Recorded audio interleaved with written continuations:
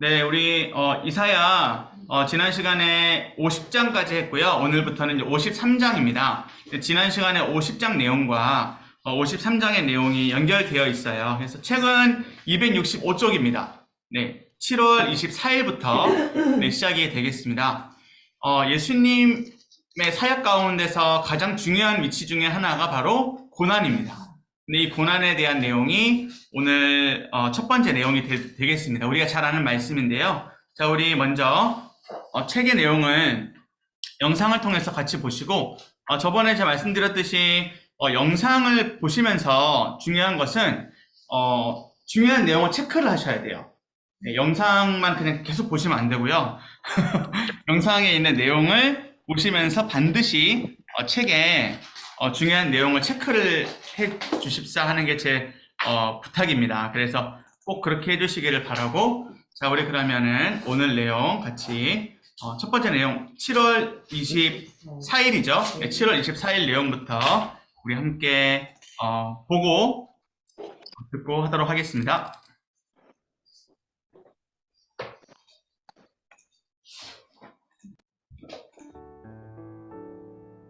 7월 24일 메시아의 대속적인 고난. 그는 실로 우리의 질고를 지고 우리의 슬픔을 당하였거늘 우리는 생각하기를 그는 징벌을 받아 하나님께 맞으며 고난을 당한다 하였노라.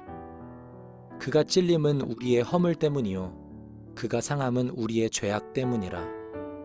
그가 징계를 받음으로 우리는 평화를 누리고 그가 채찍에 맞음으로 우리는 나음을 받았도다.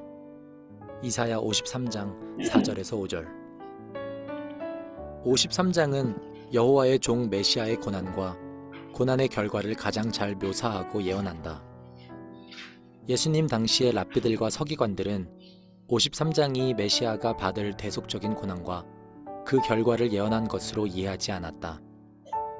예수님께서만 유일하게 자신의 십자가 죽으심 이전에도 자신의 대속적인 사역을 이사야 53장에 비추어 이해하셨다.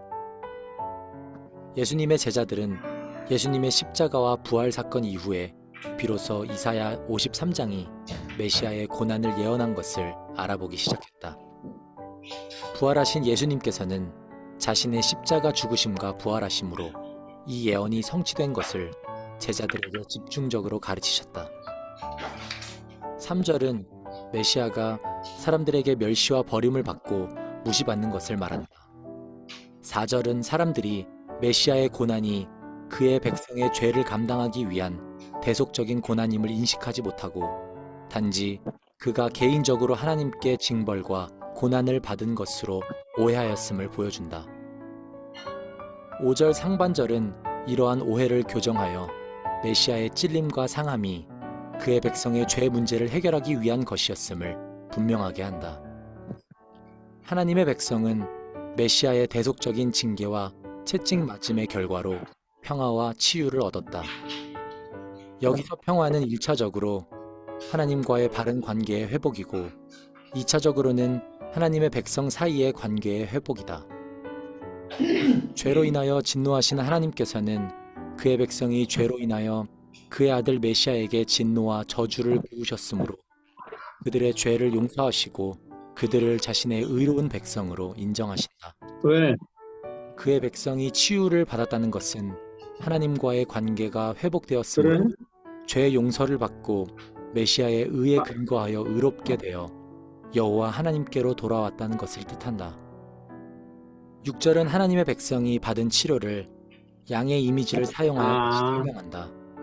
하나님의 백성은 양들과 같이 여호와 하나님의 길을 떠나 각기 제 길로 갔던 데서 돌이켜 하나님의 의로운 길로 돌아왔다. 이것이 하나님의 백성이 여호와 하나님께로 돌아왔다는 말의 의미이다. 사도 베드로는 십자가의 대속적인 죽으심이 가져온 치유와 관련하여 예수 그리스도께서 그의 백성을 위하여 대속적으로 죽으신 것의 목적은 그들이 죄에 대하여 죽고 의에 대하여 살도록 하기 위함이라고 밝히면서 이제는 그들이 자신들의 영혼의 목자와 감독자이신 하나님께로 돌아왔다고 했다.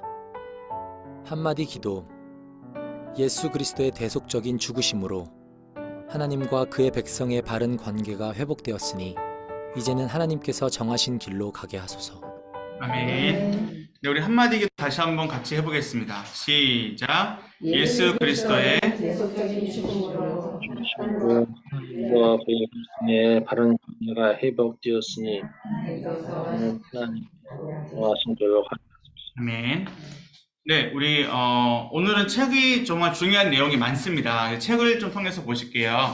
자, 일단은 53장은 265페이지 앞으로 돌아가 보시면 우리가 잘 아는 말씀으로 말씀이 있죠, 그죠? 특별히 이사야 53장 4절에서 5절 말씀인데요. 우리 이 말씀 정만호 집사님 한 번만 더 멋진 목소리로 부탁드리겠습니다. 네. 그는 실로 우리의 질고를 지고 우리의 슬픔을 당하였거늘 우리는 생각하기를 그는 징벌을 받아 하나님께 맞으며 고난을 당한다 하였노라. 그가 우리의 허물 때문이요 그가 상함은 우리의 죄악 때문이라. 그가 징계를 받음으로 우리는 평화를, 그가 채찍에 맞음으로 우리는 나음을 받았도다. 아멘. 네, 중요한 사실은 우리가 이 말씀이 예수님을 상징한다. 예수님의 고난을 미리 예고한다라는 건 다 알고 계시죠? 네, 그래서 여기에 보시면은 슬픔을 당하시고 또 징벌을 받으셨고 또 고난을 당하시고 찔림을 받으셨고 이 말씀의 체크를 한번 해보세요. 그리고 상함을 당하셨고 징계를 받으셨다. 그리고 채찍에 맞으셨다라고 하는 이 모든 이미지가 다 뭐죠? 다 고난입니다. 네, 고난입니다. 자, 그런데 이 고난의 신비를 우리는 이해합니다. 그죠? 우리는 워낙 많이 들었기 때문에 또 그리스도의 십자가, 이 십자가가 교회의 상징이잖아요. 그 때문에 우리는 이거를 잘 알고 있어요. 근데 사실 이 시대 사람들이 이거를 도저히 이해하지 못했어요. 왜 굳이 십자가가 필요하지?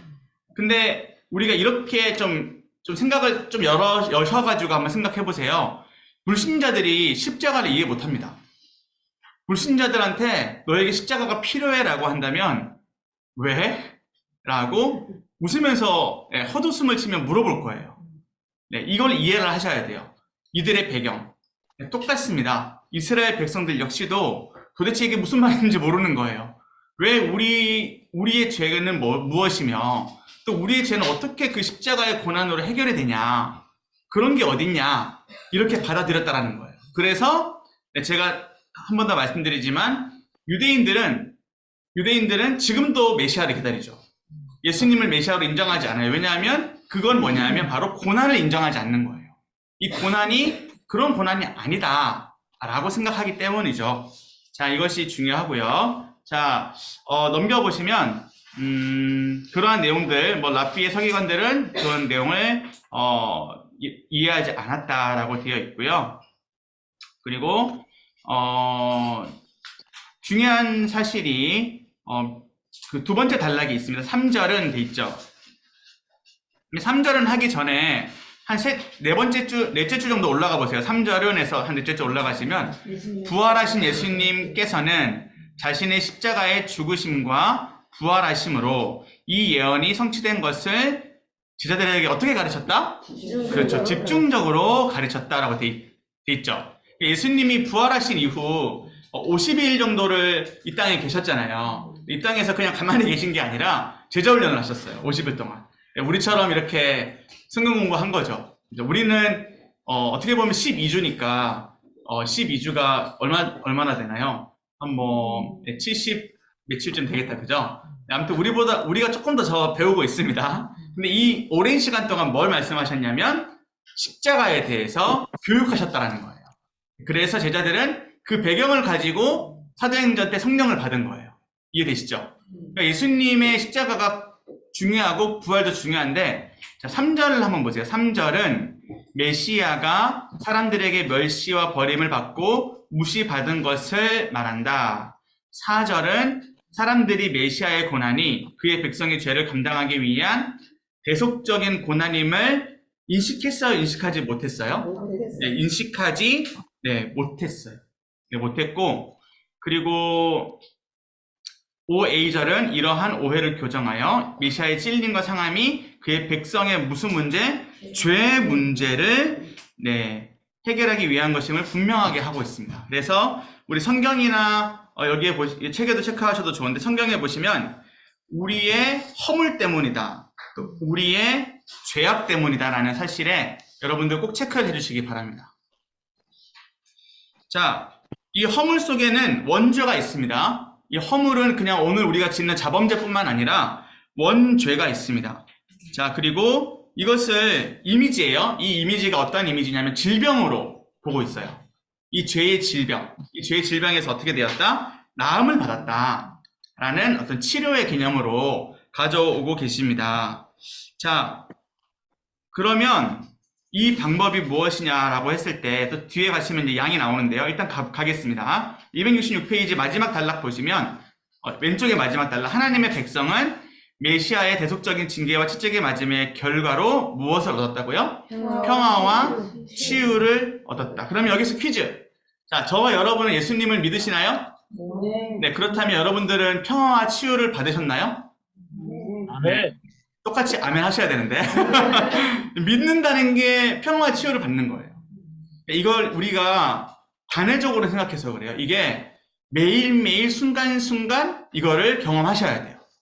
예수님 믿는다라고 하는 것은 매일매일의 경험이에요. 그래서 회개 매일매일 하셔야 되고 매일매일 나음 받으셔야 됩니다.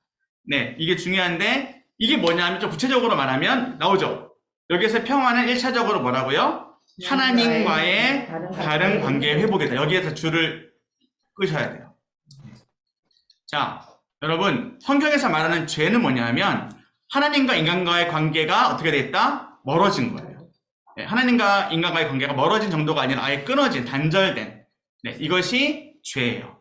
그럼 이것이 어떻게 됐다? 다시 회복하게 되었다. 어떻게? 얼마만큼? 창조 때의 그 모습으로 우리는 점점 회복해 가는 거예요. 근데 1차적으로 관계가 회복하게 되어서 저와 여러분이 말씀을 볼 수가 있는 거죠. 자, 그리고 두 번째는 뭐죠? 2차적으로는 하나님의 백성 사이의 관계. 네. 그래서 교회라는 공동체가 참 중요합니다. 교회는 천국이어야 하는데, 하나님 나라여야 하는데, 우리 서로 간의 관계가 중요해요. 네. 우리가 서로 용서해주고, 우리가 서로 손을 잡고 함께 기도할 수 있는 그런 관계가 되는 것이 참 중요합니다. 네, 혹시 대답을 안 하셔도 되지만 이 자리에 여기에 한 우리 거의 10분 가까이 모이셨는데 현장에는요. 서로 손잡고 기도할 수 있으신가요? 그러면 은혜예요. 그게 은혜고 서로 허물을 보는 것이 아니라 서로의 허물을 덮어줄 수 있는 그런 마음이 된다면 우리는 이미 하나님 나라입니다. 자, 그러나 세상은 그렇지 않아요. 세상은 우리가 뭔가 잘 못되면 아이고 고소하다 이렇게 보잖아요. 그죠? 네, 우리의 허물을 절대 덮어주지 않아요. 어쩌면 우리의 마음 가운데도 그런 마음이 있을 수 있어요. 그것은 뭐다? 우리가 하나님과의 관계에 있어서 회복이 안 되면 사람과의 관계에 있어서도 그 모양이에요. 그렇기 때문에 이 원리를 오늘 가져가셔야 돼요. 다시 한번 하나님과 나와의 관계의 회복은 회개에서 시작이 된다. 십자가에서 시작이 된다. 그리고 이것은 어떻게 이어진다? 사람과의 관계에 있어서 우리가 회복이 될 수 있다. 라는 겁니다. 네, 그래서 이 안에는 뭐가 있죠? 이제 계속 보시면 용서의 개념도 있고 제가 방금 설명을 드렸어요. 자, 마지막 6절은 마지막 단락입니다. 하나님의 백성이 받은 치료를 양의 이미지를 사용하여 다시 설명한다 라고 돼 있죠. 하나님의 백성이 양이다라고 하는 것은 불순종의 이미지예요. 하나님의 백성들이 불순종한다라는 것이고, 자, 그러나 그들이 돌이켜서 하나님께로 돌아왔다라고 하는 것이고, 예수님의 양의 이미지는 바로 희생양, 즉 희생 제물의 이미지예요. 이게 다릅니다. 하나님의 백성의 양은 불순종하는 것이고, 그리고 의미만 아시면 돼요. 불순종, 예수님이 양이시다라고 하는 어린 양이시다라고 하잖아요. 예수님 어린 양은 뭐죠? 바로 희생 제물. 요것만 구분을 하시면 됩니다. 요거 헷갈리시면 안 돼요. 네. 각기 양 같아서 각기 제 길로 갔거늘 이것은 뭐죠?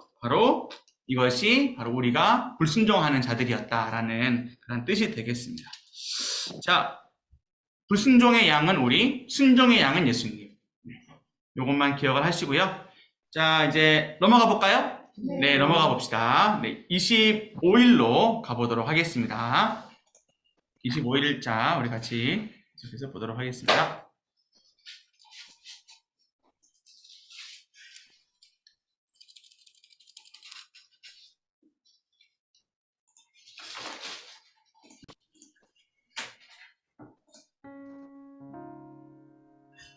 (7월 25일) 하나님을 찾으라는 권면. 너희는 여호와를 만날 만한 때에 찾으라. 가까이 계실 때에 그를 부르라. 악인은 그의 길을, 불의한 자는 그의 생각을 버리고 여호와께로 돌아오라. 그리하면 그가 긍휼히 여기시리라. 우리 하나님께로 돌아오라. 그가 너그럽게 용서하시리라. 이사야 55장 6절에서 7절. 55장은 하나님께서 그의 백성 이스라엘과 열방을 그의 영원한 언약의 축복 안으로 초대하시는 내용을 담고 있다. 이 영원한 언약은 하나님께서 다윗에게 약속하신 불변하는 은혜이다. 하나님께서 다윗과 그의 왕조에게 약속하신 불변하는 은혜의 내용은 다윗의 보좌에 앉아서 다스릴 자가 영원히 있을 것이라는 말씀이다. 하나님께서는 다윗과 언약을 맺으셔서 친히 그의 하나님이 되시고 그를 자신의 아들로 삼으셨다. 하나님께서는 이 언약에 근거하여 그의 왕위를 계승하는 자에게도 동일한 은혜를 약속하셨다. 하지만 하나님의 약속과 정반대되는 일이 일어났다. 남한국 유다가 바벨론 제국에 의하여 멸망하고 그의 백성이 바벨론의 포로로 잡혀간 것이었다. 이로 인하여 다윗의 왕조는 멸망하여 더 이상 존재하지 않게 되었다. 하나님께서는 다윗에게 약속하신 확실한 은혜에 근거하여 정하신 때에 다윗의 왕조를 회복하실 것이다. 4절에 보라, 내가 그를 만민에게 증인으로 세웠고 만민의 인도자와 명령자로 삼았나니 란 말씀은 다윗의 후손으로 오실 메시아를 가리킨다.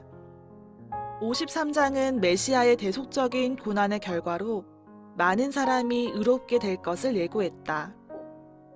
이 많은 백성 가운데는 메시아가 개인적으로 알지 못하는 이방 나라 백성도 포함되어 있다. 하나님께서는 이방 백성도 그의 은혜의 만찬에 초대하신 것이다. 6절에 여호와를 만날 만한 때는 그가 가까이 계실 때이다.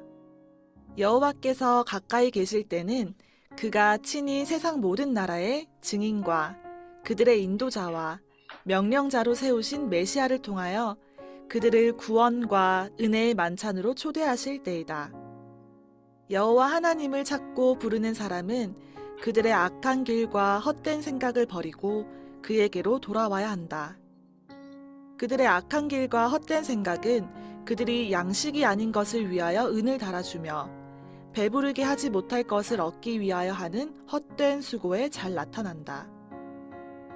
오직 여호와 하나님만이 영혼의 만족과 기쁨을 가져다 줄 영적인 양식과 기름진 포도주를 제공하신다. 그 안에는 하나님의 긍휼히 여기심과 너그러운 용서가 들어있다. 하나님의 약속은 결코 빈말이 아니다. 그의 약속은 비와 눈이 하늘에서 내려 땅을 적시어 땅에서 각종 풍성한 소출이 나게 하는 것과 같다.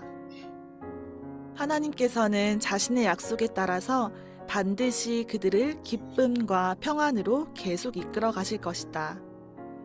이 은혜는 그리스도의 복음의 선포를 듣고 믿는 자들에게 지금 주어지고 있다. 하나님께서는 각 나라와 족속과 방언에게 하나님께 돌아와 그의 아들 예수 그리스도를 믿으라고 권면하신다. 천사 가브리엘은 마리아에게 메시아를 임신할 것을 예고하면서 하나님께서 그에게 조상 다윗의 왕위를 주시고 그가 영원히 야곱의 집을 왕으로 다스릴 것이라고 말했다. 다윗에게 약속하신 영원한 나라와 왕위는 다윗의 마지막 자손이시며 그보다 크신 주 예수 그리스도의 천상 통치와 모든 종족에게 향하는 복음의 선포를 통하여 회복되고 있다. 한마디 기도. 하나님께서 그리스도 예수 안으로 초대하시는 은혜와 구원의 만찬에 참여하여 영혼의 만족과 기쁨을 누리게 하소서. 아멘. 네. 이 말씀은 우리가 전도 축제를 할 때나 혹은 뭐 우리 이 가운데도 전도 관련된 이제 사역을 하시는 분들 계시잖아요. 이 말씀을 많이 합니다. 특별히 1절 말씀 보시면 오라 너희 목마른 자들아 물로 나오라 돈 없는 자도 오라 와서 사 먹되 돈 없이 값 없이 포도주와 젖을 사라. 그리고 5절 말씀에 보면 너희는 만날만 할 때 여호와를 찾으라. 이러한 부분들이 다 어떤 거냐면 초청이죠. 초청. 그죠? 네, 초청입니다. 복음의 초청입니다. 자, 여러분, 복음은 반드시 초청이 있어야 합니다. 초청 없는 복음은 없습니다. 여러분들 어떻게 교회 오시게 됐어요? 갑자기 그냥 지나가다가 교회가 보여서 오셨나요?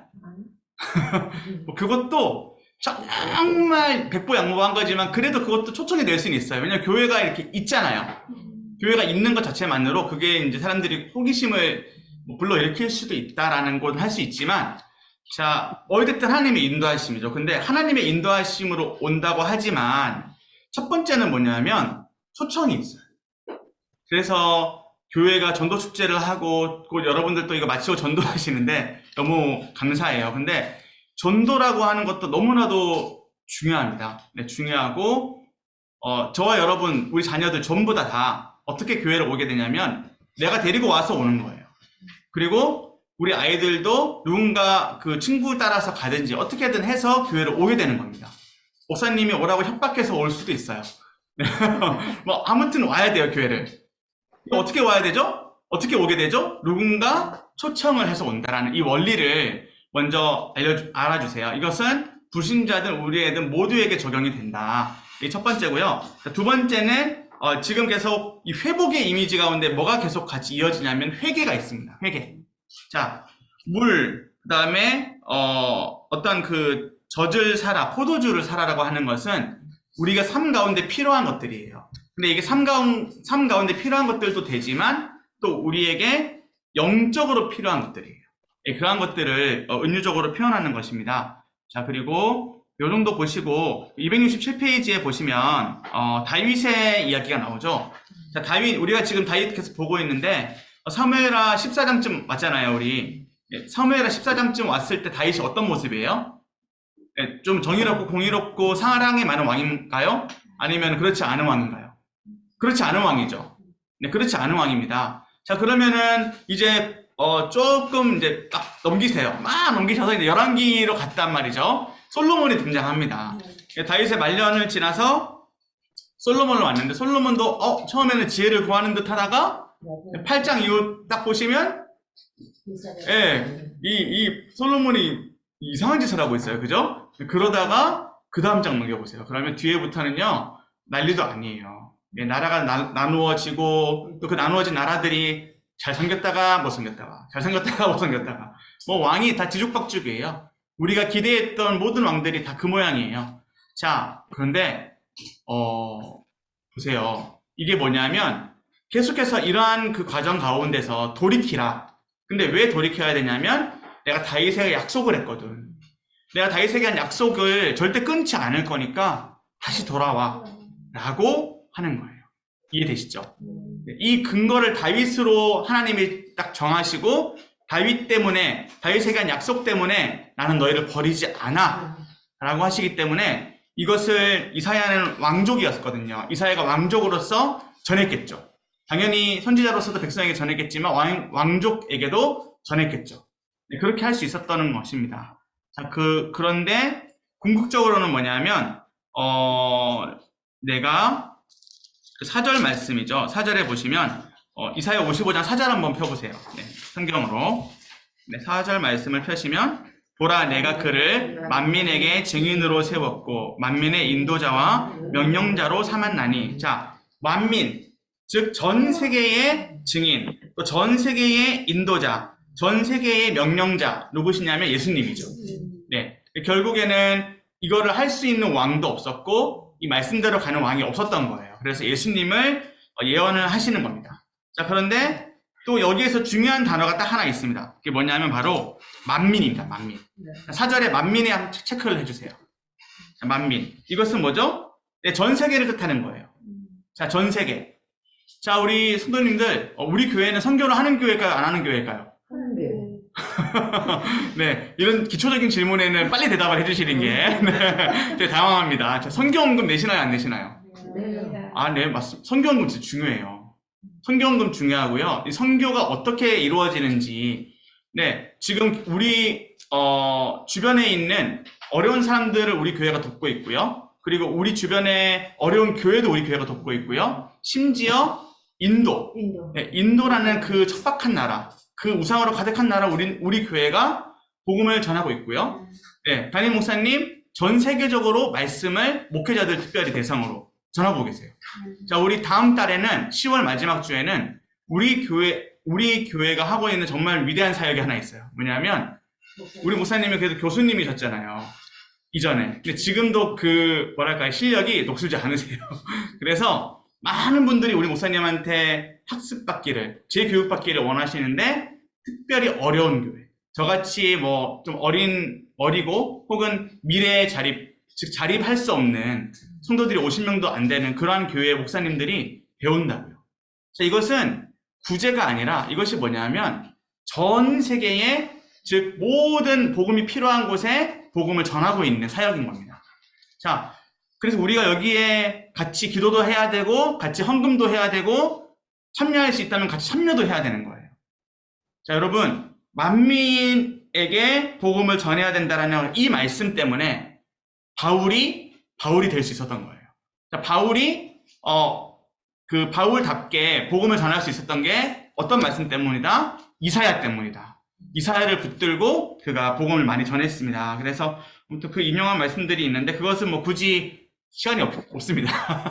바울이 만민이라는 이 단어를 붙들고 뭐 했다? 아, 선교했다. 이것을 꼭 기억해 주세요. 그래서 이사야라고 하는 성경은 예수님도 보여주지만 또 전 세계 열방을 비추는 그러한 말씀이기도 해요. 아, 우리에게만 복음이 필요한 것이 아니구나. 전 세계에 복음이 필요하구나. 자, 이해되시죠? 네, 그러면 우리 7월 26일로 넘어가겠습니다. 7월 26일자 말씀으로. 네, 좀 속도가 빠르긴 하죠? 네, 빠른데 죄송합니다. 빨리 해야 됩니다. 자, 7월 25일 하나님 감사합니다. 네, 다시 하겠습니다. 7월 26일 통회하는 겸손한 자와 함께 하시는 하나님. 지극히 존귀하며 영원히 거하시며 거룩하다 이름하는 이가 이와 같이 말씀하시되 내가 높고 거룩한 곳에 있으며 또한 통회하고 마음이 겸손한 자와 함께 있나니 이는 겸손한 자의 영을 소생시키며 통회하는 자의 마음을 소생시키려 함이라. 이사야 57장 15절. 57장의 앞부분은 우상 숭배자들의 그릇된 행위와 죄악을 지적한다. 뒷부분의 내용은 하나님께서 겸손한 자들에게 주시는 인도하심과 평화의 약속에 관한 것이다. 15절은 57장의 핵심 구절이다. 하나님께서는 먼저 자기 자신을 지극히 존귀하며 영원히 거하시며 거룩하다고 불리는 분으로 소개한다.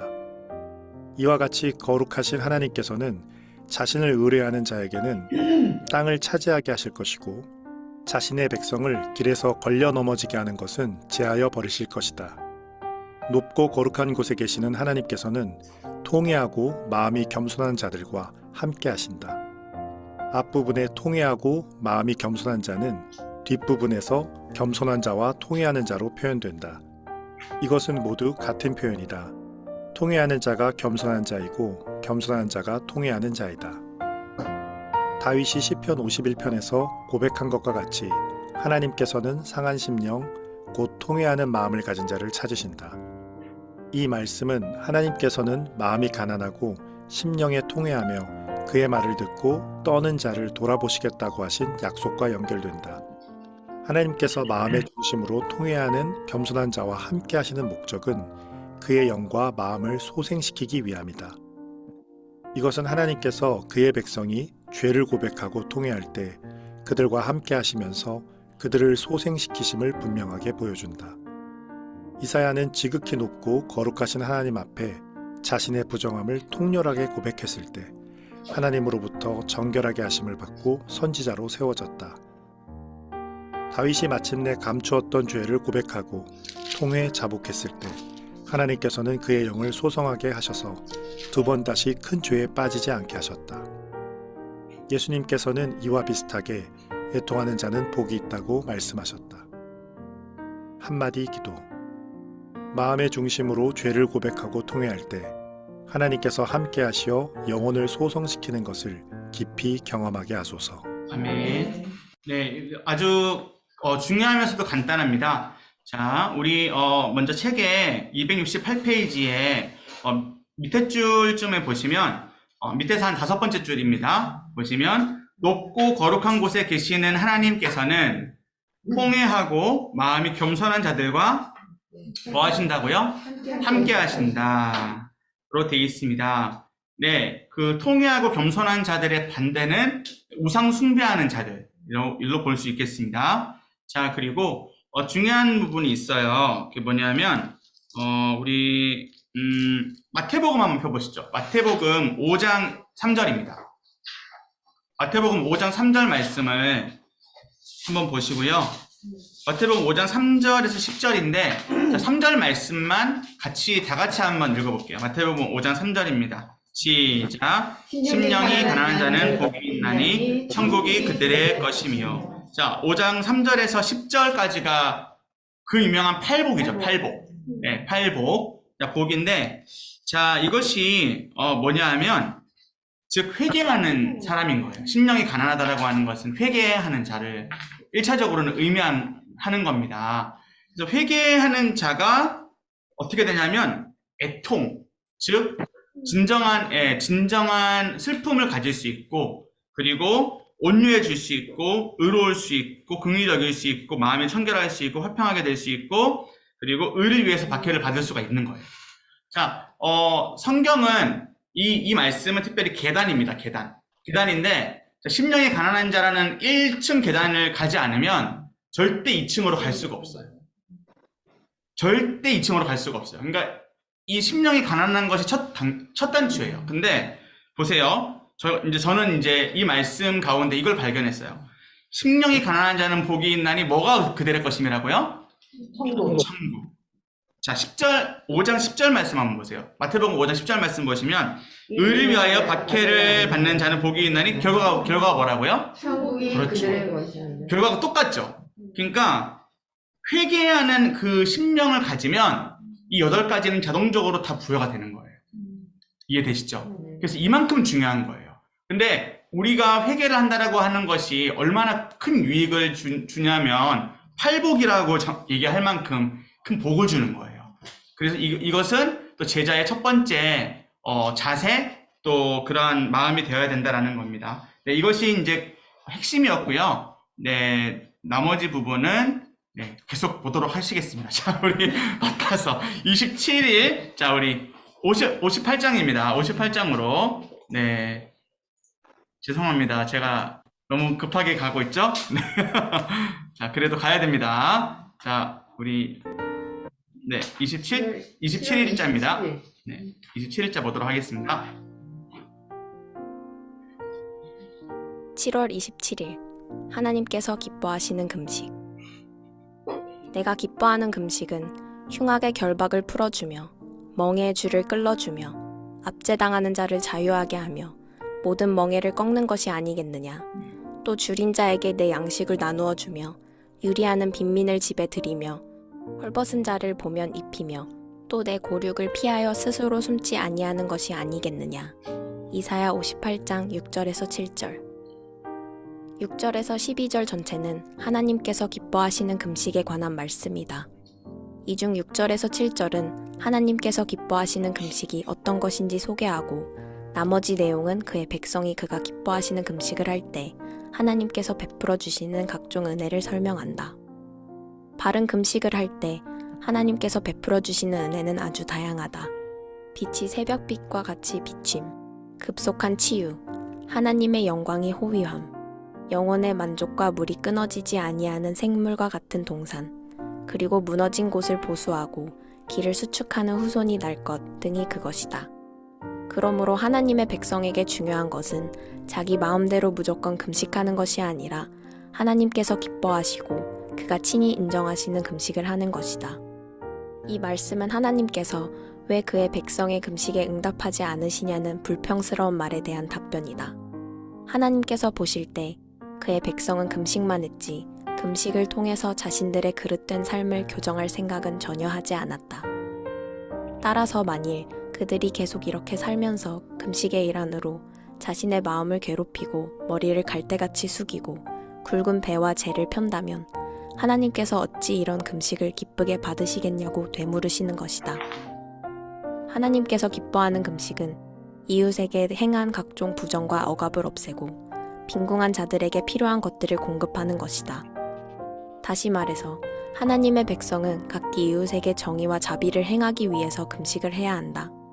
이웃과 어그러진 관계를 회복하고 자비를 베푸는 것이 없는 금식은 하나님 앞에서 이기적인 것이요 하나님께서 응답하지 않은 헛된 금식이다. 한마디 기도. 탐욕과 이기적인 목적이 아니라 어그러진 관계를 바로잡고 하나님께서 기뻐하는 삶을 살기 위해 기도하고 금식하게 하소서. 아멘. 네, 이슬람에 보면 라마단이라는 의식이 있습니다. 지금 아직 9월인데요. 이 9월이 바로 더운 달이라고 하는 뜻의 라마단 기간이에요. 그래서 이슬람 신자들은 지금 이 시간 밥을 먹지 않습니다. 밥을 먹지 않고요. 해가 떨어지면 밥을 먹습니다. 그리고 해가 떨어지기 전까지를 뭘 하냐면 자기들이 정해놓은 그 기도 방법으로 기도를 해요. 우리가 한번 생각을 해보세요. 우리가 하는 금식이 이 라마단과 뭐가 다른가? 네, 만약에 그렇게 생각했을 때 별반 다를 바가 없다면 우리의 금식은 종교 행위인 겁니다. 네, 종교 행위인 것이고 그 사람들의 그 이슬람 실제적으로 이슬람권에 있는 사람들의 정말 막 신실한 자들이 아니고서는 엄청 욕망이 더 끌어오른대요. 왜냐하면 더 배고프니까 더 많이 먹게 되잖아요. 그러니까 해가 떨어지는 그 순간부터 막 엄청나게 먹어야 되는 거예요. 그리고 뭐 많이 먹어야지, 뷔페처럼 많이 먹어야지 또 좀 견딜 수 있잖아요.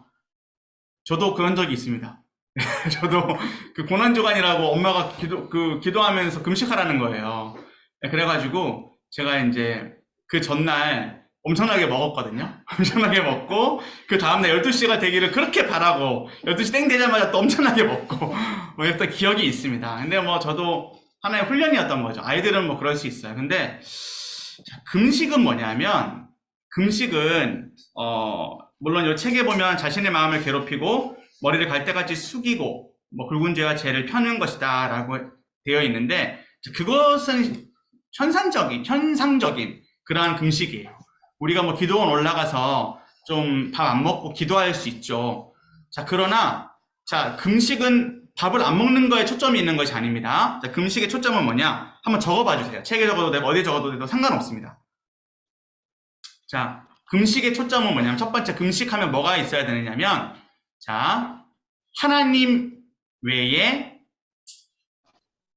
것들을 버리는 것입니다. 혹은 줄이는 것.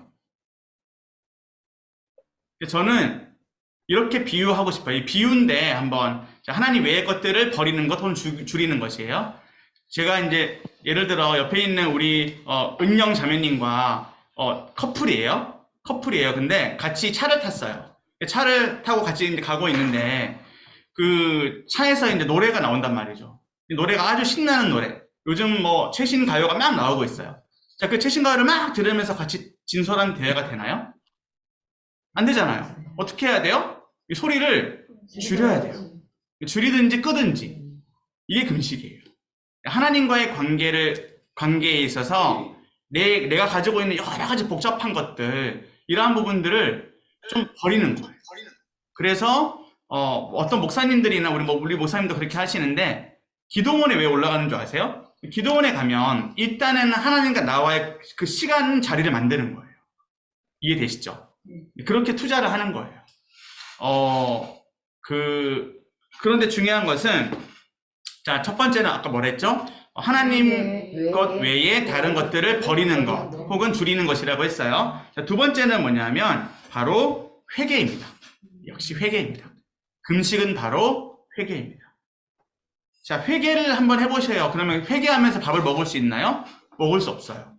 네, 마음이 아프고 마음이 상하기 때문에 회개하면서 통회하면서 자복하면서 네, 밥을 먹을 수가 없어요. 네, 그렇게 되고요. 자, 그런데 이 가운데서 뭐가 일어나죠? 하나님과의 관계 회복이 일어나죠.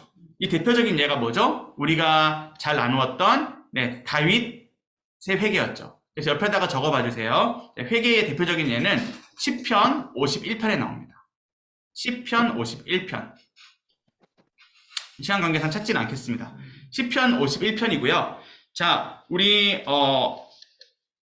그 기도에 보면 다윗이 어떠한 죄를 지었는지 아시죠? 간음죄를 지었어요. 이것만 해도 엄청난 죄예요. 자, 그런데 살인죄를 지었죠. 근데 본인의 손으로 살인을 한 게 아니죠. 네, 살인의 계획을 해서 살인을 한 거잖아요. 그죠? 자, 그런데 또 그 살인한 그 대상이 누구예요? 정말 살인받아 마땅할, 죽어 마땅할 자가 아니었죠. 예, 자기의 손과 그 양쪽 손과 같은 우리아였잖아요. 그러니까 얼마나 나빠요. 자기의 욕망을 위해서 자신의 가장 충성된 자를 죽이는 이 자체가 너무나도 네, 좀 약간 이해가 안 될 정도로. 자, 그런데 하나님이 그를 용서해 주시죠. 언제? 그가 철저하게 회개했을 때. 자, 여러분들 잘 아시죠? 회개하는 그 기간 가운데 다윗이 먹었나요? 안 먹었나요? 안 먹었죠.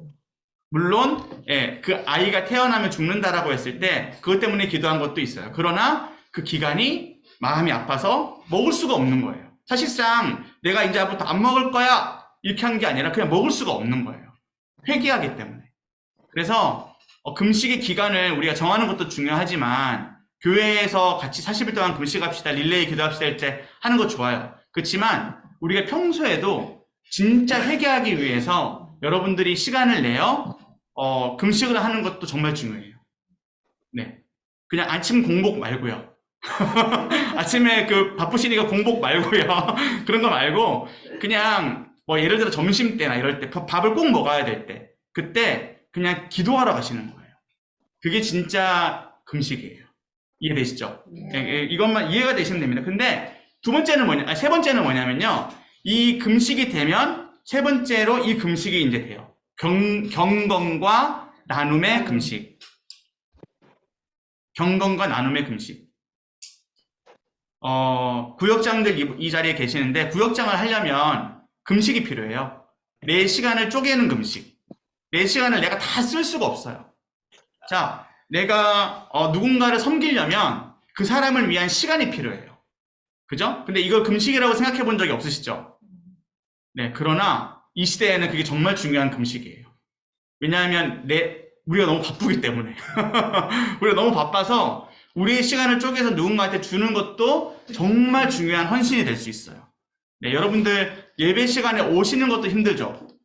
저는 힘든 거 알아요. 왜냐하면 챙겨야 될 가족들이 있으니까. 가족들이 있고 내 상황이 있으니까 이해합니다. 그러나 우리가 그런 어떤 헌신, 그러한 금식을 하나님께 드리는 것도 중요한 시대가 되었다라는 거예요. 그래서 하나님과의 관계가 회복이 되고 그렇게 되면 자연스럽게 사람과의 관계도 회복이 되고 절제가 되고 내 삶 가운데 그러한 부분들이 절제가 되고 요즘에 그러한 부분들이 있습니다. 뭐 젊은 사람들이 아이를 잘 낳지 않으려고 하고 또 결혼도 잘 안 하려고 합니다. 그 이유가 뭐죠? 네, 내 삶을 더 풍요롭고 즐겁게 하기 위해서잖아요. 자, 그런데 저는 이게 어쩔 수 없는 거다라는 첫 번째 관점도 있고 두 번째는 너무 뭐랄까요? 너무 좀 좀 신앙적인 것보다는 너무 자기 자신에게 향해 있다라는 것도 있어요. 네, 그런 부분도 좀 보이긴 하더라고요. 그러나 제가 그것을 함부로 평가할 수는 없습니다. 왜냐하면 시대적으로 어려운 상황이기 때문에.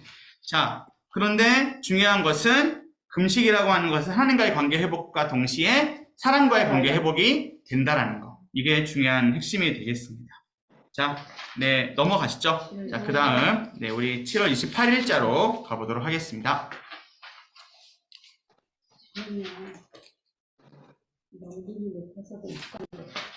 네, 그런 것도 있죠. 네. 7월 27일 하나님께서 기뻐하시는 금식. 네, 28일입니다. 죄송합니다. 네, 28일자로 하겠습니다. 7월 28일 기도의 응답이 없는 이유. 여호와의 손이 짧아 구원하지 못하심도 아니요 귀가 둔하여 듣지 못하심도 아니라 오직 너희 죄악이 너희와 너희 하나님 사이를 갈라놓았고 너희 죄가 그의 얼굴을 가리어서 너희에게서 듣지 않으시게 함이니라. 이사야 59장 1절에서 2절. 1절에서 2절은 하나님의 백성이 기도 응답을 받지 못해서 좌절하고 실망하는 것을 전제한다. 하나님의 백성은 기도 응답을 받지 못했을 때에 하나님을 오해할 수 있다. 하나님께서는 본문에서 이 잘못된 생각을 교정하신다. 1절은 기도의 응답을 받지 못하는 이유에 대한 하나님의 반응이다. 사람들은 기도의 응답을 받지 못할 때 하나님의 능력에 한계가 있거나 그의 귀가 둔한 것이 아니냐고 의심할 수 있다.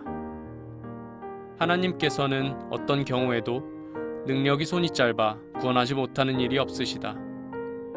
하나님의 귀가 둔하여 듣지 못하심도 결코 없다.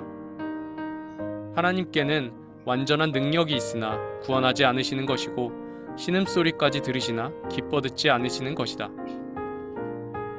2절은 하나님께서 기도에 응답하여 구원하지 아니하시는 참된 이유를 제시한다. 그것은 하나님과 그의 백성 사이의 언약의 관계를 파괴하는 죄악 때문이다. 하나님의 백성이 범한 구체적인 죄는 3절에서 5절과 7절에서 8절에 나온다. 그들의 죄가 하나님의 얼굴을 가리게 했다는 것은 그들의 죄에 대한 하나님의 언약적인 진노의 반응이다. 하나님께서 얼굴을 가리시는 것은 그가 언약에 신실하시기 때문이다. 하나님께서 그의 얼굴을 가리시는 것은 그의 백성의 죄에 대한 진노의 표현이다. 하나님께서 자신의 얼굴을 가리고 계신 중에는 그 얼굴을 가리게 한 자들의 기도에 응답하지 아니하신다. 깨어있는 백성은 하나님께서 자신의 얼굴을 가리실 때 이에 민감하게 반응하여 회개하며 그의 얼굴빛을 비추어 달라고 간구한다. 하나님과 사람들과의 어그러진 관계를 의식하고 돌이켜 하나님께 죄를 고백하고 용서를 구할 때 하나님께서는 기쁘게 응답하신다. 9절에서 15절에 백성의 죄 고백이 나오고 15절에서 21절에 하나님께서 그의 백성을 구원하겠다고 하시는 것이 바로 이 사실을 잘 보여준다. 한마디 기도. 하나님께서 기도에 응답하지 않으실 때 자신의 삶과 행위를 잘 돌아보고 버릴 것을 버리고 삶의 우선순위를 바로잡게 하소서. 네. 자, 우리가 여기서 한 가지만 생각하면 됩니다. 왜 하나님이 응답해 주셔야 되죠? 왜 우리의 기도에 하나님이 응답을 해 주셔야만 하죠? 하나님이 응답을 안 하실 권리는 없나요? 우리가 기도를 하는데 하나님이 그것을 안 들어주실 수 있잖아요. 하나님에게는 그럴 권리가 없냐고요. 근데 우리는 왜 그렇게 자꾸 기도하는지 모르겠어요. 하나님은 반드시 들어주시는 분이니 들어주셔야 합니다. 네, 근데 하나님은 안 들어주신 분이시구나라는 걸 성경은 더 많이 얘기하고 있어요. 네, 그래서 기도 응답에 세 가지가 있는 거 아시죠? 네. 자, 한번 적어보세요. Yes, No. 하나 뭐죠? Wait죠. Yes, No, Wait. 그런데 대부분이 우리가 생각에 Wait가 많아요. 왜죠? 자, 이게 중요해요. 자, 하나님은 일단 기도 응답을 하지 않으실 자유가 있다는 거, 이 첫 번째고, 두 번째는 뭐냐면 이걸 좀 적으시든지 마음에 새기세요. 우리는 하나님의 뜻을 다 알 수가 없다라는 거예요. 우리는 하나님의 뜻을 다 알 수가 없어요. 어떤 집사님이나 권사님이나 혹은 어떤 뭐 간증자들이 이런 얘기를 할 때가 있어요. 하나님이 내 기도를 다 들어주셨어. 근데 이게 하나님이 내가 구하고 내가 뭔가 이렇게 구한 것을 들어준 거는 뭐 있을 수 있죠. 그 좋은 경험이죠. 그러나 내가 필요한 모든 것들을 내가 일단 다 알 수가 없어요. 그래서 사실 그 기도는 잘못된 간증이고 잘못된 기도예요. 하나님은 아버지시니 나의 모든 것들 채워주십시오. 자, 그런데 이렇게 기도할 수 있어요. 성경에 특별히 구약 성경의 절반이 거의 절반의 분량이 기도예요. 근데 그 기도에 뭐가 있는 줄 아세요?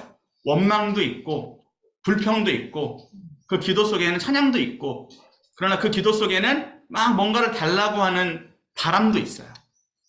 그러니까 우리가 그렇게 하나님께 구하면 돼요.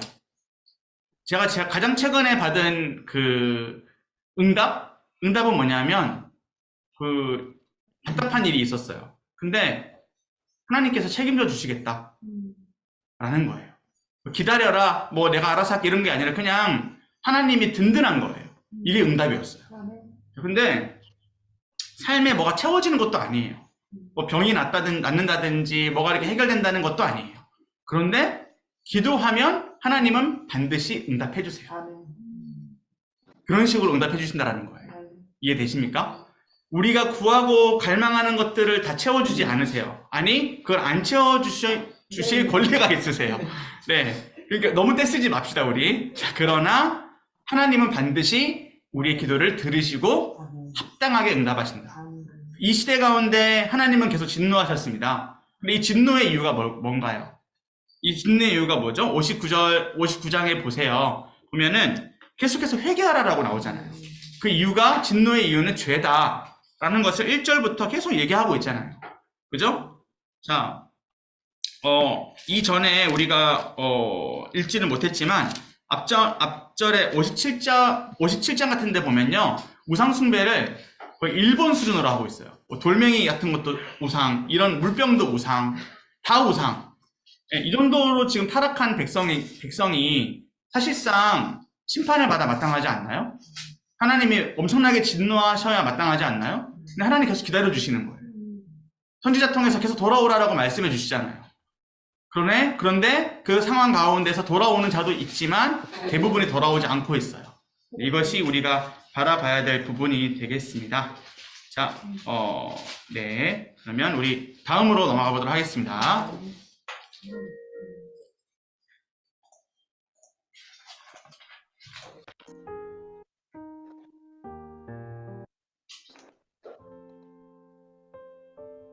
7월 29일 여호와 하나님의 영광의 빛. 일어나라, 빛을 발하라. 이는 내 빛이 이르렀고 여호와의 영광이 내 위에 임하였음이니라. 보라, 어둠이 땅을 덮을 것이며 캄캄함이 만민을 가리려니와 오직 여호와께서 내 위에 임하실 것이며 그의 영광이 내 위에 나타나리니 나라들은 내 빛으로, 왕들은 비치는 내 광명으로 나아오리라. 이사야 60장 1절에서 3절. 이 말씀은 하나님의 영광이 나타날 것이라는 앞부분의 예언과 연결된다. 하나님은 영광이시므로 여호와 하나님의 나타나심은 그의 영광의 나타남이다. 하나님의 백성이 발해야 하는 빛은 임하실 여호와의 영광의 빛이다. 여호와의 영광이 임하는 것은 여호와께서 친히 그의 백성에게 임하실 것이기 때문이다. 오직 여호와께서 내 위에 임하실 것이며 그의 영광이 내 위에 나타날 것이다라는 말은 이 사실을 분명하게 한다. 하나님께서 친히 그의 백성에게 임하셔서 그들이 영광의 빛을 받는 때는 언제인가? 어둠이 온 땅을 집어삼키고 캄캄함이 만민을 삼킬 때이다. 바로 이러한 때에 그의 백성이 하나님의 영광의 빛을 받는다는 것은 참으로 놀라운 복이다. 기억해야 할 것은 열방이 깊은 어둠과 흑암 중에 있을 때 그의 백성이 영광의 빛을 받는다는 사실이다. 이것은 여호와의 영광의 빛을 받는 하나님의 백성의 사명을 알려준다. 하나님의 백성의 사명은 여호와의 영광의 빛을 어둠 가운데 있는 열방에 비추는 것이다. 이렇게 하나님의 백성이 영광의 빛을 여호와 하나님으로부터 받아 열방에 비출 때 열방과 열방의 왕들은 어둠 속에서 빛을 보고 그들에게로 몰려와 여호와 하나님을 섬기게 될 것이다.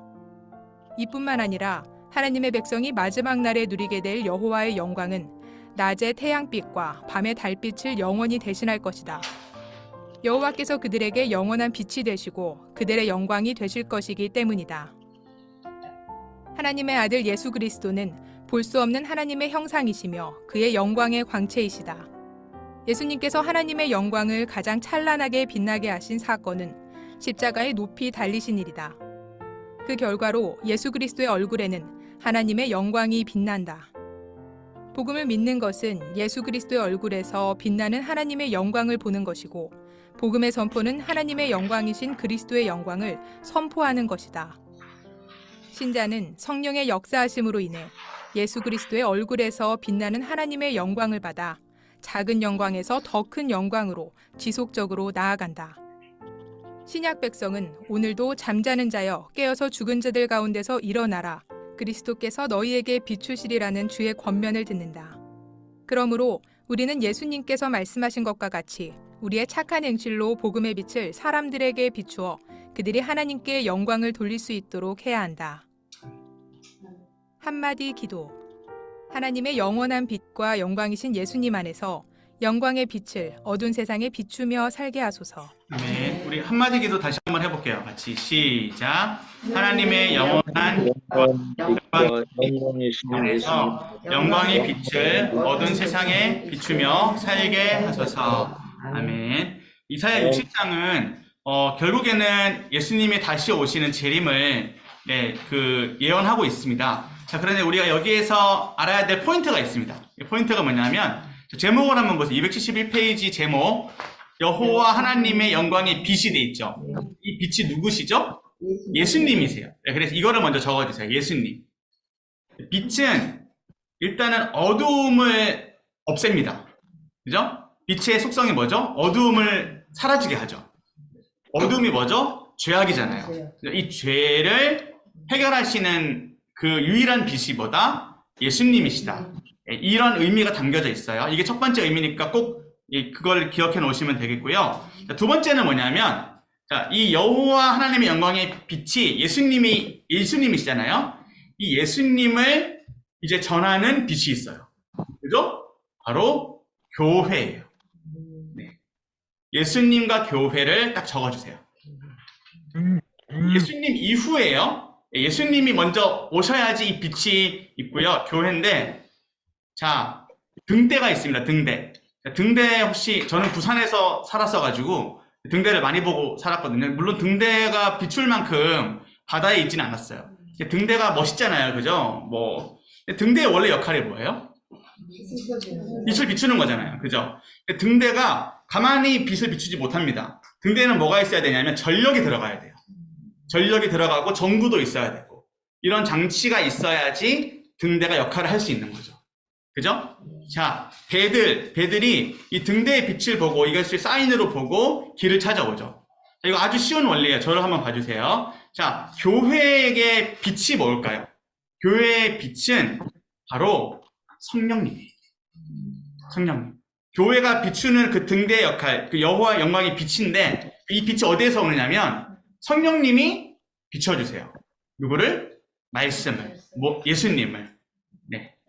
성령님은 비추시는 분이라고 또 우리가 표현을 할 수가 있겠습니다. 그래서 교회는 반드시 성령의 빛을 받아야 된다. 성령의 도우심을 받아 예수님의 빛을 받아야 된다. 성령의 빛, 예수님의 빛 사실 동일합니다. 네.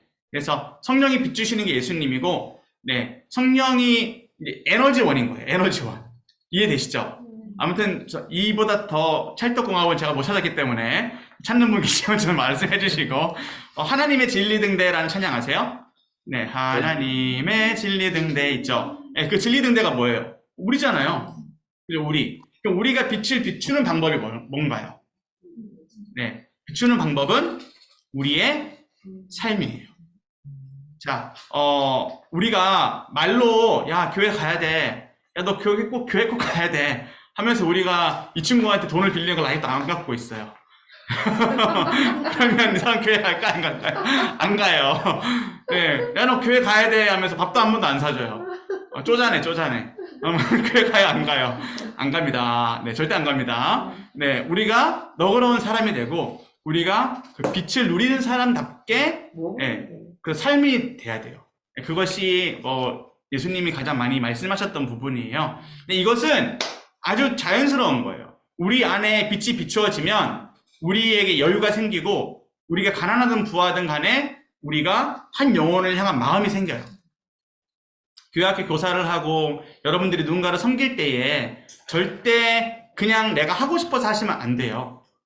하나님의 말씀의 빛을 받으셔서 그 은혜로 하나님이 뭔가 이걸 나한테 시키신다, 나한테 맡기신다라는 그 마음이 있어야 돼요. 그 부담과 그 순종의 마음이 있어야지 감당이 돼요. 근데 예를 들어서 우리 그 은영이가 나보고 같이 하자고 했으니까 나를 좀 인정해 주네. 내가 가서 좀 해줄게. 해줄게. 네, 교회 일을 해주는 분이 계신다면 안 해주셔도 됩니다. 제가 다 하겠습니다. 안 해주셔도 돼요. 해주지 마시고 빛을 비추어 주세요. 하나님께서 여러분들에게 그 빛을 주셨으니 그 빛을 비추시면 돼요. 네, 아주 교회 사역은 간단합니다. 네, 여러분들이 삶에 살아가는 부분도 그렇게 사시면 돼요. 여러분들에게 주신 그 빛을 사람들에게 비추시면 그들의 어둠이 어떻게 된다? 사라진다. 네, 그것이 하나님의 사역입니다. 이해되시죠? 네. 죄송합니다. 금방금방 넘어가서 빨리빨리 갑시다. 자, 30일, 7월 30일 가겠습니다.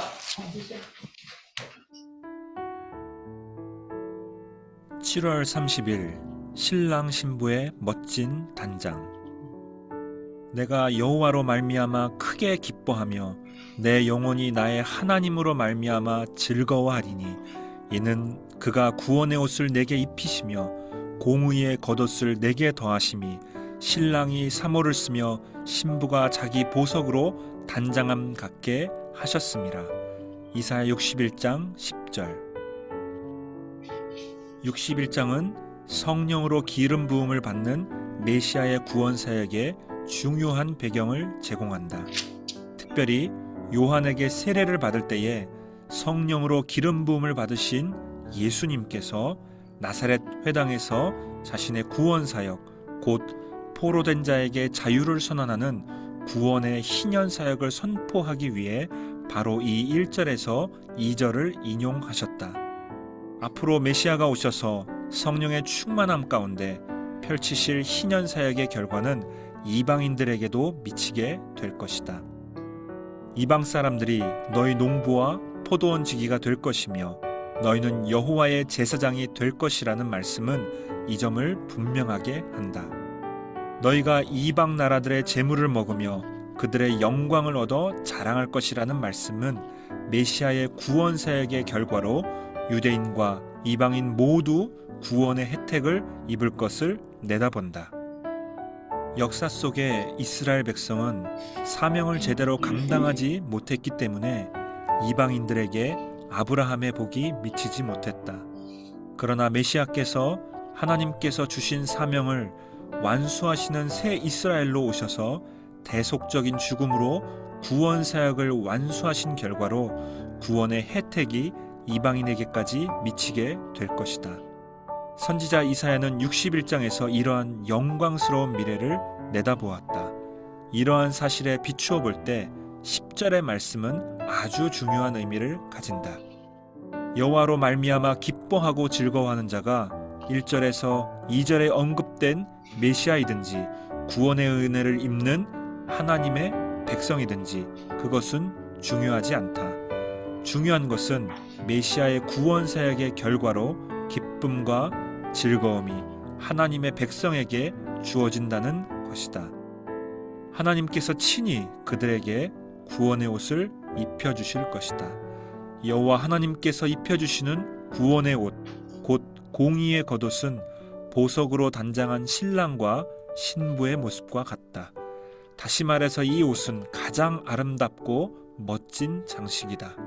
신랑과 신부가 결혼하는 날의 단장보다 더 아름답고 멋지게 꾸밀 수 없듯이 하나님께서 그의 백성에게 베푸시는 구원의 옷보다 더 영광스러운 단장은 세상 어디에도 없다.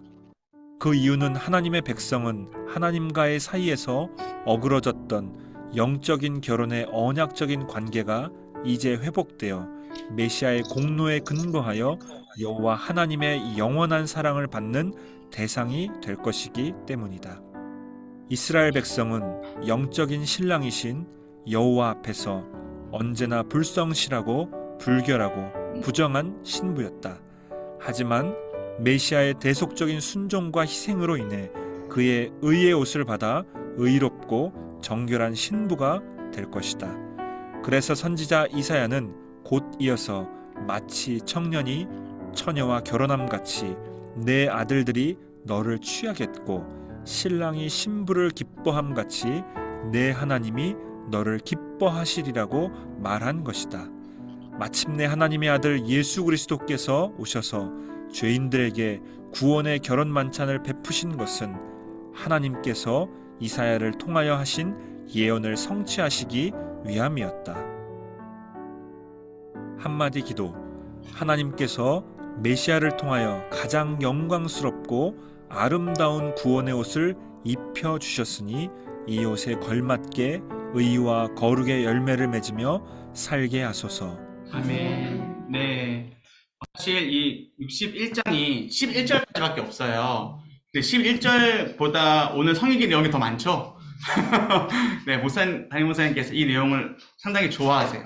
그리고 이 내용이 상당히 의미가 있어서 저는 오늘 꼭 이 내용만큼은 꼭 다시 한번 우리가 보기를 바랍니다. 그래서 책으로 한번 볼게요. 272쪽.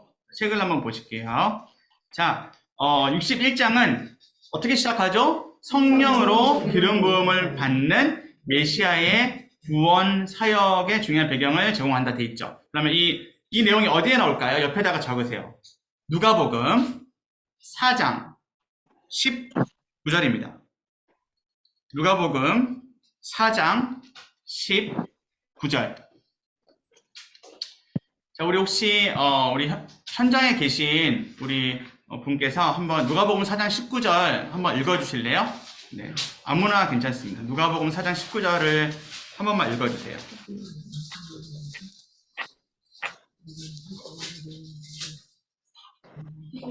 네, 4장 19절입니다. 주의 은혜의 해를 전파하게 하려 하시리라 하였더라. 네, 감사합니다. 네, 현장이 좀 늦었습니다. 네, 18절에도 나오죠. 주의 성령이 내게 내리셨으니라고 돼 있잖아요.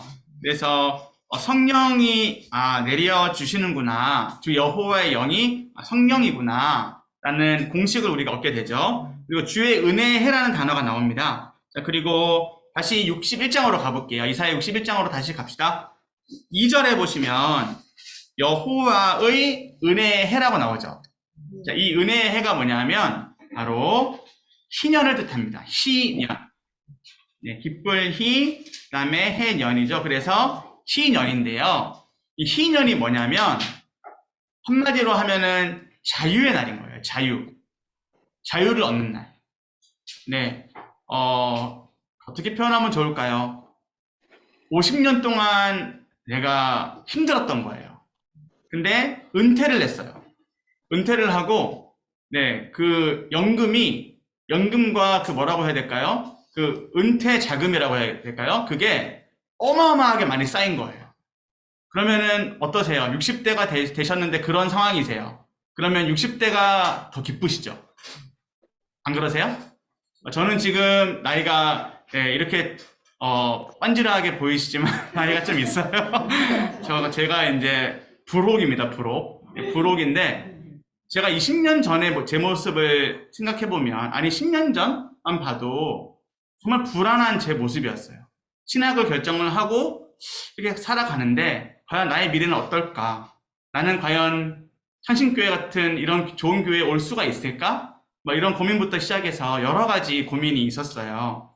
근데 10년이 지난 지금 애가 이렇게 아이들도 많이 주시고 좋은 교회도 만나게 하시고 저는 저 스스로 나 참 하나님이 많은 복을 주셨다 라고 생각하고 있습니다. 그러나 저에게 아직 희년은 오지 않았어요. 그죠? 제가 목사로서 하나님이 그만하라 하시는 그날까지 저는 열심히 달려야 합니다. 그러나 그날이 끝나면 시간적인 자유, 또 여러 가지 자유가 부여가 되겠죠. 목회자는 좀 다른데, 자, 여러분들은 우리가 직장 생활을 하든 어떻게 살아가든 이제 자식도 다 키웠고 이제 나한테는 이렇게 많은 재산이 생겼어. 이런 날이 곧 오시게 될 줄로 믿습니다. 자, 그런데 돈이 얼마가 있어야지 진짜 희년처럼 우리가 누릴 수 있을까요? 그거는 참 가늠하기 어렵다, 그죠? 네, 가늠하기 어렵습니다. 근데 신년이라고 하는 게 뭐냐면 일단 7749예요. 7749 더하기 1. 그래서 50년 뒤가 희년이에요. 근데 누가 희년을 맞이하냐면 종이 희년을 맞이하는 거예요. 종이 20살 때 종 시작했으면 70살은 돼야 희년을 맞이하는 거죠. 근데 자, 70살까지 부려먹은 주인이 있을 거잖아요. 이 주인은 어떻게 해줘야 되냐면 기업을 줘야 돼요. 즉 유산을 줘야 돼요. 이 사람이 이제 그 70세 이후로 먹고 살 수 있게 해줘야 된다는 거예요. 이해되시죠? 그래서 이 종은 그 자유를 얻을 뿐만 아니라 재산도 얻게 되는 거예요. 그래서 완전히 자유를, 퇴직금이죠. 완전한 자유를 얻게 되는 거죠. 근데 이 희년이 뭐죠? 이 희년이 바로 우리가 누리고 있는 하나님 나라를 상징하고, 천국이죠. 하나님 나라를 상징하고, 그리고 구원을 의미해요. 구원을 의미해요. 구원이 아직 우리가 끝난 것은 아니지만 구원이 시작이 됐잖아요. 그리고 안식일도 의미를 해요. 그러한 내용들이 이 책에 나와 있는 거예요. 그리고 이 신년이 뭐냐면 또 결혼식으로 지금 비유가 되고 있어요. 그죠? 네, 결혼식으로 비유가 되고 있는 겁니다. 그래서 이 모든 부분들은 누구를 통해서 가능하다? 예수님을 통해서 가능하다. 예수님을 통해서 이 모든 자유와 이 모든 누림과 이 모든 것들이 가능하다. 네, 그래서 우리가 찬양할 때 나의 영원하신 기업, 생명보다 귀하다라고 하잖아요. 나에게는 돈은 한 푼도 없는데 나는 예수님을 믿음으로 말미암아 나의 영원한 기업이 있는 거예요. 예수님이 있는 거죠. 그리고 하나님 나라가 있는 거죠. 자, 이해되시죠? 이러한 부분들을 바로 이러한 부분들을 위해서 예수님이 오셨다라는 거예요. 그래서 희년은 그러한 자유의 날입니다. 네, 그리고 이 내용 하나하나가 다 너무 중요한데 오늘은 이걸 다 보지는 못할 것 같아요. 그래서 꼭 한 번 더 살펴보시면 감사하겠습니다. 자, 우리 7월 31일자 한번 보도록 하겠습니다. 7월 31일자 계속해서 보도록 하겠습니다.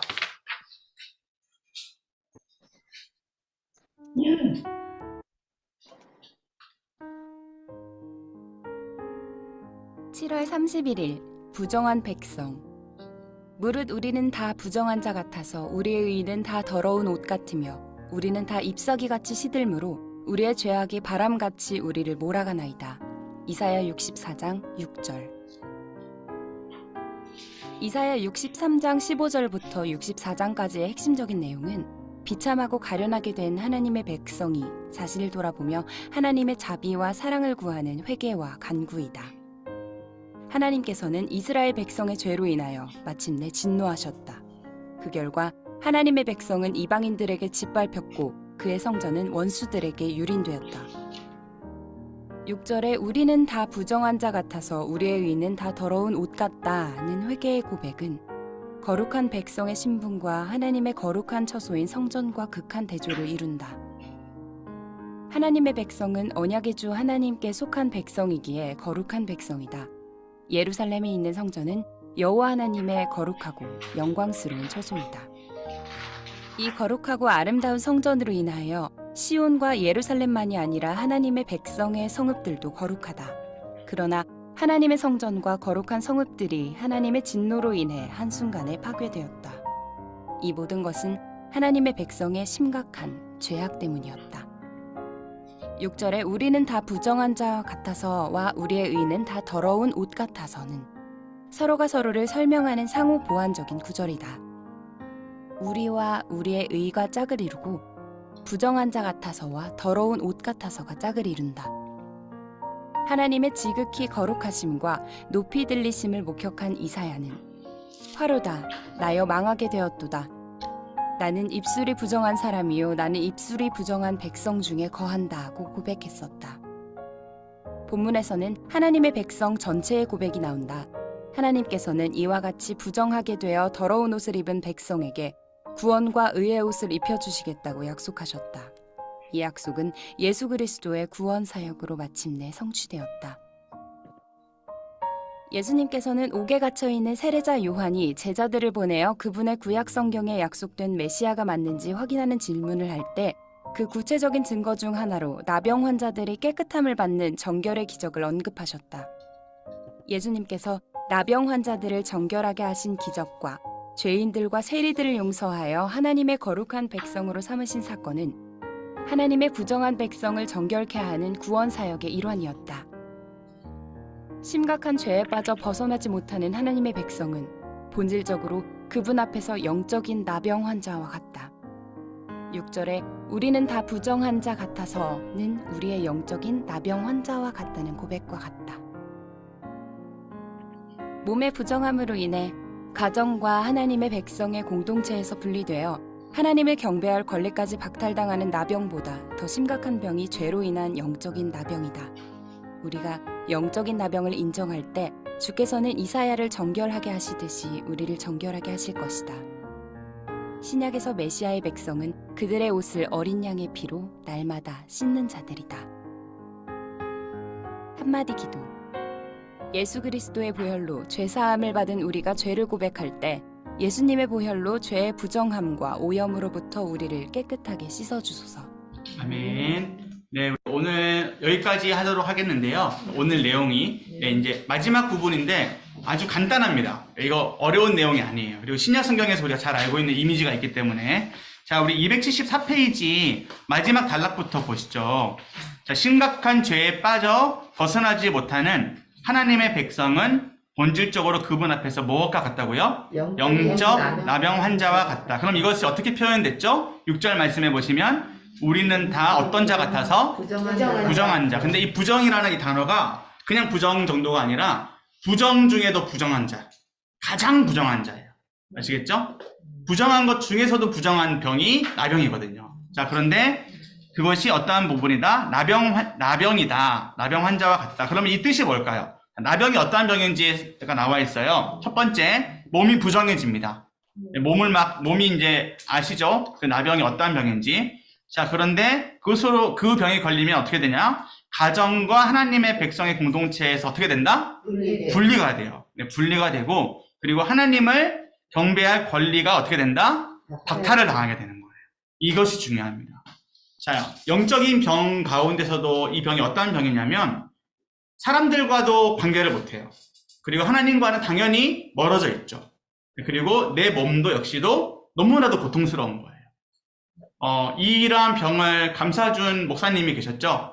바로 우리가 잘 알고 있는 손양원 목사님이시죠. 손양원 목사님은 성경에서 가장 부정하다라고 여기는 이 나병 환자를 특별히 하셨는데 제가 좀 알고 있어서 굳이라는 표현을 쓸게요. 굳이 설명을 드리자면 손양원 목사님이 처음부터 나병 환자를 품으려고 했던 게 아니에요.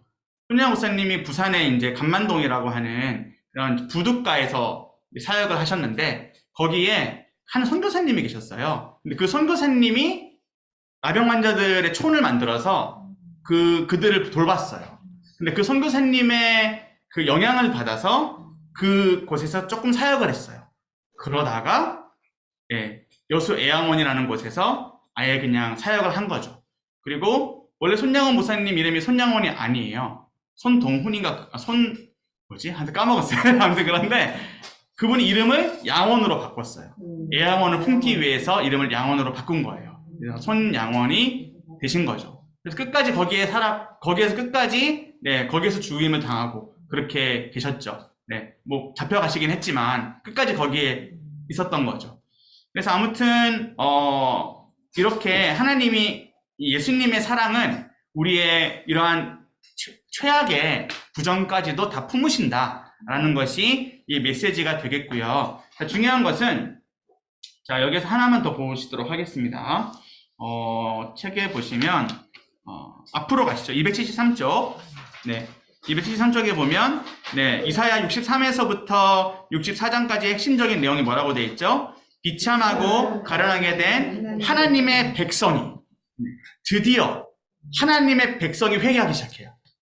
하나님의 백성이 회개하는 내용이 바로 이 회복의 메시지 가운데 나온다는 거예요. 자, 우리 이쯤 보시고 중간 다시 274페이지로 가셔서 한 중간쯤 보시면 왼쪽에 하나님의 지극히 거룩하신가 높이 들리심을 목격한 이사야는 이 부분 보이시나요? 중간쯤에 있어요. 자, 이사야는 화로다 나여 망하게 되었도다. 나는 입술이 부정한 사람이요 나는 입술이 부정한 백성 중에 거한다라고 고백했었죠. 자, 이사야라고 하는 이 사람이 아직 선지자가 되기 전이었어요. 개인의 고백이 이제 64장에 와서는 어떻게 되죠? 하나님 백성 전체의 고백으로 이렇게 변화가 됐죠. 자, 그래서 우리가 기억해야 될 것은, 오늘 이제 마지막으로 기억해야 될 것은, 우리가 선지자입니다. 우리는 다 선지자로서 부름을 받고, 또 우리가 이 시대 가운데 하나님의 등대의 역할을 감당해야 됩니다. 근데 우리에게 있어서 첫 번째 뭐가 필요하냐면, 우리가 오늘 예배도 드리고 할 거잖아요. 우리의 가장 중요한 것은 바로 회개라는 거예요. 근데 중요한 것, 우리가 회개하면 내가 섬기고 있는 우리 구역이 회개한다. 내가 섬기고 있는 우리 부서가 회개한다. 우리 집에 우리 아이들이 회개한다. 네, 이 원리. 내가 회개하면 하나님이 나를 사용하시든 어떻게 하시든 아무튼 회개의 이 빛이 발사가 된다. 그래서 네, 이 어두움이 어떻게 된다? 밝아진다라는 거예요. 그래서 절대 회개를 부끄러워하지 마시고, 또 회개를 할 때 남들 앞에서 하지 마세요. 오늘 금식에 대해서도 회개로 봤잖아요. 그러니까 하나님과 나와의 그 시간을 꼭 확보를 하세요. 그 시간 가운데서 회개하시고 토로하시고 기도하세요. 네, 이것은 그냥 내적 치유가 아닙니다.